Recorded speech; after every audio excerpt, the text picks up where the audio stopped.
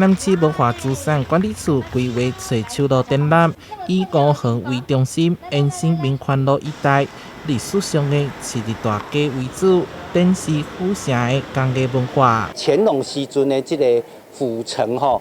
这个城池图你有看到讲，有花草街，有竹仔街，有帽仔街，有鞋仔街，有拍铁仔街等等。哇，一条民权路建做足侪无共款的这个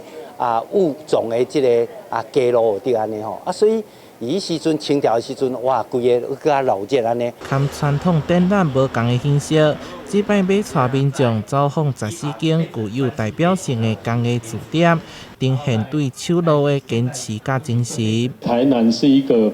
一定程度是一个这个历史文理很丰富的地方。那它如何在这个行动当中，我们去提醒大家一些工艺未来发展的可能跟现状。工艺迄个文化都是在地文化的展现，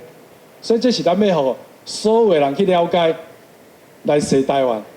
咱今年是工艺踅景人在地，明年呢是工艺在地人踅景的概念嘛展览到10月20日，伫期间除了有3场导览活动，民众嘛会当前往8位串联展示点集中，沿路探索无同的传统技艺以外，嘛会当收集到有特色的街道印记。